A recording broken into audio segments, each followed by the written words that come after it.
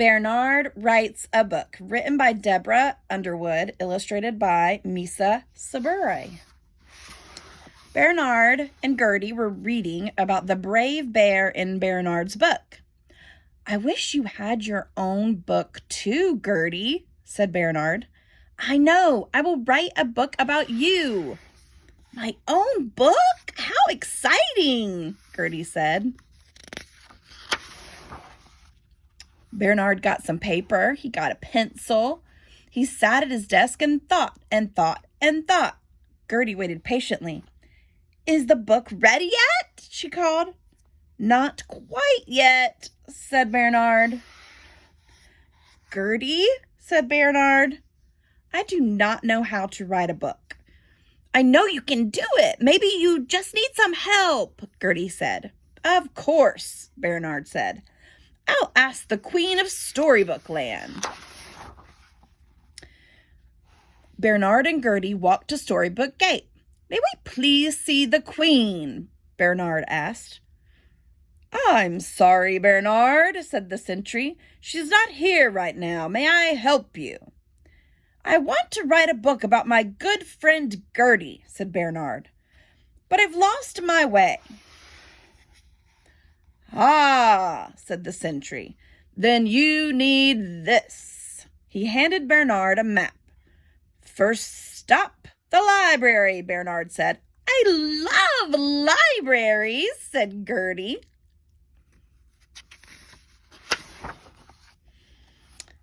Gertie browsed while Bearnard read and read. "I am inspired," Bearnard said. "What's next?" "Character City," said Gertie. "Let's go." "Wow," said Gertie. "Look at all these characters." "We already have one character for your book. You," said Bearnard. "Who else should I choose?" "How about a dragon?" Gertie asked. "Too dangerous," said Bearnard. "How about a bunny?" "How about a crocodile?" Gertie asked. "Maybe that cute little worm," Bearnard said. "Bearnard," Gertie said, "I want to be in an exciting story, a story that's full of adventure." "Definitely the worm," said Bearnard. "What's next?" "Setting village. Let's go," said Gertie. "Choose your setting." "Where would you like your story to take place?" asked Bearnard. "A volcano," said Gertie. "That would be exciting." "How about a lovely park?" "A crumbling iceberg," said Gertie. "Oh, that pond looks safe," Bearnard said. "Your story will take place in a pond. You know how to swim, don't you, Gertie?" "I'm a goose," said Gertie. "Of course I know how to swim." "Right," said Bearnard.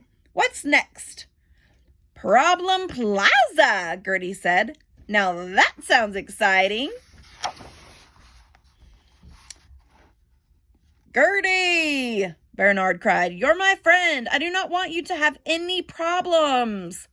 "Bearnard," Gertie said, "it's only a story. Maybe I am being chased by pirates." "Choose a problem for your character to have." "Let's find a teensy problem. Maybe you lost your sock," said Bearnard, "or broke your crayon."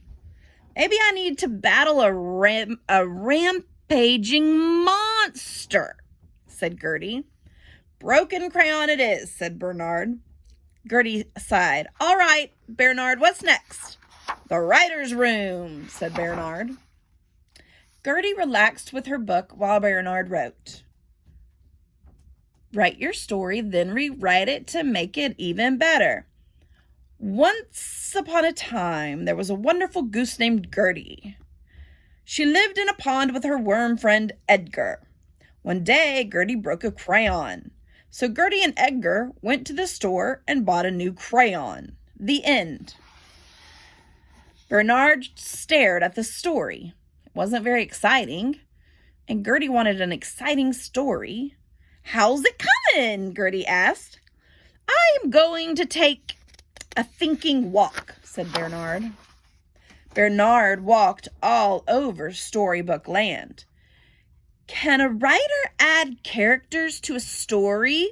Bearnard asked the sentry. Of course, said the sentry. Writers change things all the time. That's part of writing. Bearnard began to get ideas. Exciting ideas. After all, it was only a story. And he did want to make Gertie happy. Bearnard ran back to the writer's room and wrote and wrote and wrote. Gertie, he finally shouted, I'm done with your story. Thank you, Bearnard, Gertie said, and it is fine if it is not full of adventure. I am just happy to have my own story. Bearnard cleared his throat and read, Once upon a goose named Gertie, one friend, one day, her crayon. Okay, once upon a time, Gertie and her friend Edgar the worm were drawing beside the pond. Gertie broke her crayon, so they decided to buy a new one. But just then a pirate ship appeared. Give us your loot, said the pirate king. We only have a broken crayon, Gertie said. Then we will feed you to our crocodile, the pirate king said. Gertie and Edgar tried running, but the pirates were too fast. Gertie and Edgar tried hiding, but the pirates found them. Then Gertie remembered that pirates like peanut butter. She tossed a jar down the hill, and the pirates scrambled to get it. Then Edgar turned into a dragon. Wow, Edgar, you're a dragon, said Gertie. Surprise, said Edgar. Can you fly us to a volcano? Sure, said Edgar. We'll be safe here till the pirates go away, Gertie said. Look, said Edgar, the crayon pieces are starting to melt. Gertie pushed the two pieces back together. Let's fly someplace cold, then the crayon will be fixed, she said. They flew to an iceberg. While they waited for the crayon to cool off, Gertie battled a rampaging monster. After the monster surrendered, Gertie checked the crayon. It's ready, said Gertie. Let's fly home and get back to drawing. And they did. The end. What do you think? Bearnard asked nervously. Bearnard, Gertie said, that was the best story ever. Thank you. She gave him a big hug. Our books look so nice together on your shelf, Gertie said. You could write a story too, Bearnard said. We have the story map to help us.